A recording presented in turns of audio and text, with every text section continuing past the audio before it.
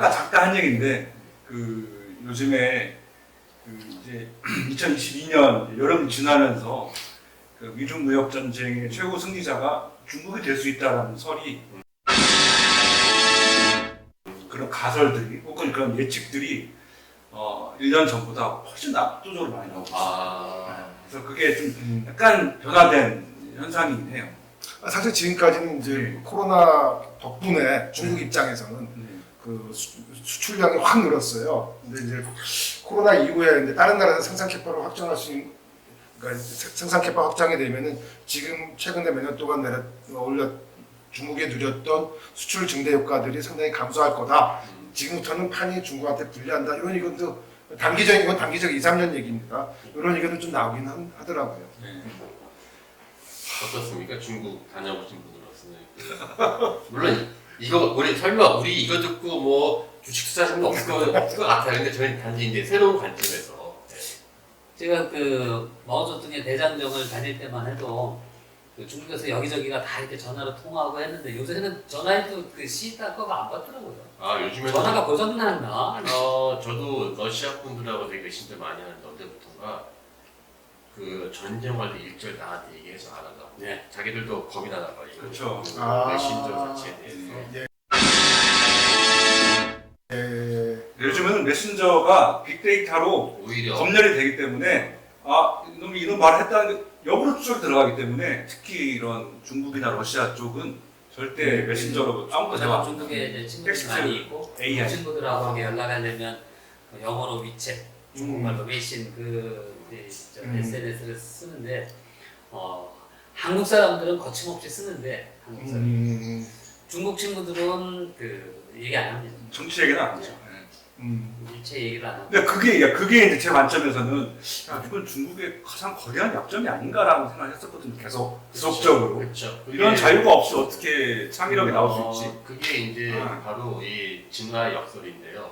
네안데르탈인이 사피엔스한테 뭐 물론 유아하라리도 다양한 뭐 재밌는 이야기를 이야기하지만 가장 유력한 스토리가 빙하기에 극도 적응되어 있던 사람들인데 빙하기가 끝나니까는 그 순간 망해버리는 거예요. 그러니까 이게 이 빅브라더 사회에 가장 특화된 사회가 중국인데 쉽게 말하면 중국이라는 나라를 예컨대 누가 한국을 싶다면은 15억을 한 명 한 명을 괴롭히는 것이 아니라 빅브라더만 어떻게 바꿔버리면 순간 다 무너질 수 있다는 것이죠. 그러니까 오히려 약점과 장점을 하나의 파이프로 연결시켜버렸다는 생각이 들기 때문에 그게 진화의 역설로 이어질 수도 있다. 여기 요책 뭐 레이달리오의 변화하는 세계 질서에 나온 얘기는 이 사람은 이제 강대국의 흥망생설을 자기 나름대로 그 계량적으로 분석해서 빅사이클로 표현을 하는 사람인데 중국은 지금 뭐 한창 아직도 성장하는 문명, 미국은 쇠퇴하는 문명으로 이 사람은 그렸어요. 그래서 뭐 그것 때문에 뭐 친주파라고 우리도 좀 먹는 것 같은데, 근데 이 사람 주장이 일리는 부분이 꽤 있습니다. 그래서 예를 들어서 그 한국이 뭐 미국이랑 중국 편에서 한쪽 편에 딱 가 있는 게 아니라 이때는 이쪽으로 좀 가까이 가야 된다. 저 때는 이쪽으로 가야 된다.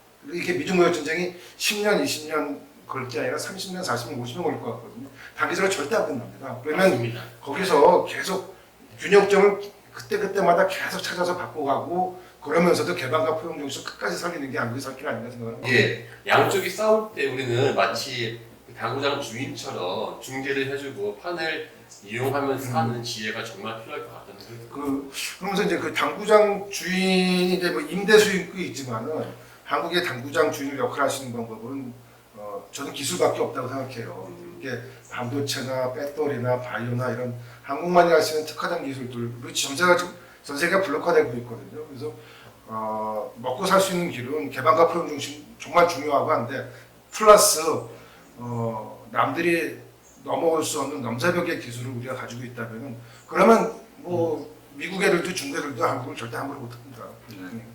아까 하신 말씀 중에 가장 인상적인 대목이 요즘에도 많이 나오는 이론은 아닌 것 같고 그냥 뭐 현상 파악인 것 같은데, 그러니까 미국과 중국이 서로 그 적대적인 상호 보완적인 관계라는 거죠. 너가 있기 때문에 내가 있고 내가 있기 때문에 너가 있는데 서로 사실 득을 보는 관계였지 않습니까? 근데 지금 전쟁을 하고 있는데 우리는 아주 편해서 해야 될 것 같은데 알고 보면 그 둘이 사실은 아까 말씀하신 대로 굉장히 오랫동안 상호 공존할 가능성이 높다는 거죠, 사실은. 서로 공격을 하지만 서로 없앨 수가 없는 존재잖아요, 사실은. 맞습니다. 한쪽은 해양 세력이었고 한쪽은 대륙 세력이었고 한쪽은 소시고 한쪽은 유니버셜 료를 가지고 있는 어떤 양 세력이기 때문에 이 두 제국의 존재가 굉장히 오랫동안 우리한테 영향을 끼칠 가능성이 크다. 네. 어느 한쪽이 없어지지 않을 것이다. 그러니까 어느 합정이 없어져서 만약에 중국이 세계 제1위 대국이 되더라도 수나라나 뭐 예를 들어서 짧은 왕도처럼 아까 말씀하신 대로 빠르게 올라갈 수도 있죠, 사실은. 네. 그 제가 예전에 부산에 있을 때 그 바닷가에 해변가 횟집 안구가 있는데 특이하게 한 집이 고깃집이었어요. 고깃집. 그래서 회 먹으러 가다가 그 보면 땡기거든요. 그래서 서로 양쪽 경쟁하는 거야. 횟집하고 삼겹살 집 있으면 서로 갑자기 거기 사람들이 갈등을 해요. 나중에 알고 봤더니만 둘이 형 동생이었다는 거예요. 우리 가족끼리 고객들을 합수하자. 횟집만 쫙 있었으면은 그 수십 분의 1 중에 하나 횟집이었지만은 횟집과 고깃집이 양쪽에 있으니까 갑자기 거기가 핫플레이스가 된 건데 그 사람은 동업자였다는 거는 놀라운 비밀인데 결국은 중국과 미국도 지금 그걸 거의 그 사회 그런 것 같아요. 서로 끊을 수 없는 그런 공급망 연결이 무지 많습니다. 예. 겉으로는 적대적인 어떤 관계를 연출하지만 실제로는 그걸 통해서 각자 자기의 백성들을 권력을 장악하고 지배하고 그래서 자기의 어떤 이익들을 이렇게 유지시켜 나가는. 한국이 지난 30년 동안에 신자유주의의 가장 혜택을 많이 본 나라 중에 하나고, 뭐 중국도 물론 그렇지만은, 그래서 뭐 이런 신자유주의 때문에 한국이 30년 동안에 잘 성장을 했는데, 또 한국은 사실 전체 글로벌에서 보면은 약간 좀 작은 편이잖아요. 근데 미국은 인플레 없이 싼 중국 상품을 많이 사면서 경제 성장을 지속적으로 이뤘고, 그리고 중국은 그러면서 이제 발전이 이루는데 지나고 보니까 2010년 지나고 나서 보니까 혹시 미국의 중산층들이 이제 피해를 많이 본다. 그래서 뭐 트럼프도 집권하고 이런 얘기들이 많이 나오잖아요. 뭐 그게 사실은 전체적인 큰 그림은 처음에 미국이 다 디자인을 했어요. 자, 신자유주의로 가겠다, 이렇게 끌겠다. 다 디자인한 판에 중국이랑 한국이 들어가서 거기 산 거고, 이제 갈등이 또 한번 생겨서 판을 한번 뒤집어 보자. 그럼 신자유주의 다음은 뭐냐? 그럼 이제 신냉전이라고도 하고, 이런 새로운 시대가 분명히 오고는 있는 것 같습니다. 저도 하여튼 이제 한국은 이제 비유하면은 이제 중학교를 졸업했다. 우리 이제 새로운 이제 학제로 옮겨가는 이제까지 우리가 잘 우등생으로 이제 학년을 졸업했는데 이제 새로운 현재로 간다는 말이죠. 저는 요즘에 걱정하는 게 가장 큰 변수가 결국 러시아하고 유라시아주의인 것 같아요. 이 전쟁이 아직 촬영 계속 이어지고 지금 얼마 전에 우크라이나가 확 치고 와서 이제 끝날 것처럼 이야기하지만은 제가 볼 때는 꽤 오래 갈 것 같거든요. 원래 러시아가 등진이 전투는 지고 전쟁을 이겨요. 오래 하고. 네. 그 나폴레옹이건 폴란드건 히틀러가 근데 이게 그러면서 러시아라고 하는 그 유라시아를 거대한 영토로 차지하고 있는 게 어떻게 바뀌냐에 따라서 큰 판도가 바뀔 것 같다는 생각이 좀 들거든요. 그래서 시진핑이 지금 촬영 기준으로 3년 만에 처음 날아간 나라가 카자흐스탄, 우즈베키스탄에서 이 푸틴을 만났다는 건 사실 이거는 이미 뭔가가 있다고 생각이 드는데 저는 이 전쟁의 이 향방이 우리가 지금 말한 새로운 고립주의에서 우리의 선택에 어떻게 보면 여지를 줄 것 같은데 문제는 한국에서는 대부분의 제가 러시아에서 공부해서 얘기 좀 하고 10명이면 99명은 다 그 친유럽, 친서방주의에서만 공부하셔가지고 그 사람들의 의견들을 정확하게 이해하고 한국에다가 이런 견해도 있다라고 소개를 시켜주는 견해가 많지 않다는 거죠. 저도 좀 그런 부분에 아쉬움 느끼고 있습니다. 우리는 줄타기를 하려면은 양쪽 추가 맞아야 되는데 우리는 이미 한쪽으로만 기회를 주어가지고 양쪽 줄을 타려고 하면은 이게 줄이 타지겠느냐. 내가 친중파를 어떻게 좀 더 해보려고 그러는데 힘이 딸려. 하셔야 돼요. 여기는 친동남아파. 아닙니다. 저희는 균형파, 그러니까 자주파. 어느 누구도 균형파 아닌 사람이 없어요. 나도 균형파거든. 나름대로. 하지만은 다들 이게 팔을 안 놓고 자기가 일집하는 자료를 보면서 자료를 얻기 때문에 맞습니다. 예. 다 자기가 균형파를 생각하지. 예. 나는 내가 갖고 있는 자료에서 균형을 갖고 있는데 갖고 있는 자료가 나는 러시아 중국 자료가 엄청나게 많고 뭐 이래버리면은 나는 균형인데 이미 아닐 수 있잖아요. 저는 이제 그래서 이런 생각이 들어요. 우리 아수라 공작단이 사명감을 가져야 된다고 생각을 해요. 한국의 좀 아카데미라고 해야 되나 어떤 주류 여론이 좀 너무 원사이드한 면이 있다. 서구 지향적이고 그런 면이 있는데 저희는 다 변방 출신들이잖아요. 그렇죠. 우리 변방 사람들의 의견도 목소리도 좀 내야 되지 않냐 이런 맞습니다. 생각을 합니다. 예. 무역 전쟁의 핵심은 우리는 누구 편이 아니라 우리는 네. 아까 당구장 비유해서 우리는 당구장 주인처럼 라면도 팔고 이제 저기 음료수도 팔고 옆에서 이제 훈수도 더 가면서 누가 질 것 같으면은 좀 도와줘서 더 싸우게 하면서 이제 우리는 그 뭔가 이용을 받는 어떻게 본다면은 되게 간사해 보조하는 우리가 잘 사는 당연히 것도 예. 아유 우리부터 살고 봐야지. 네. 그래서 균형. 예. 자주. 네, 자, 우리 이제 저기 마지막으로 우리 돌아가면서 한마디씩 이제 앞으로 우리 현재 찍는 게 우리 9월 16일인데 예. 반년 뒤, 1년 뒤에 대해서 어떨 것이다는 간단하게 한번 예측을 해보고 끝나는 게 어떨까요? 뭐 틀리면 또 어떻습니까? 반년 뒤요. 그냥 재밌는 게 이게 제가 앞으로 찍어보니까 예전에 한번 우리 저기 호재랑 저기 우크라이나 처음 할 때 한번 찍었던 게 있었거든요. 그걸 네. 보니까는 재밌어요. 그때 처음 봤을 때 막 이야기했던 게 뭐 지금 맞는 것도 있고 틀린 것도 있는데 우리가 틀렸다 하면 어때요? 우리는 아수라판인데. 그래서 한번 아수라판. 예. 아재 드레스라 이제. 중간자님부터 먼저 시작하겠습니다. 그 6개월 뒤에 제가 중국에 대해서 예상하는 건 아주 간단합니다. 6개월 뒤도 여전히 나는 여행하지 못하거나 이론적으로는 되지만 실제로 불편해서 여행하지 못할 것이다. 우울합니다.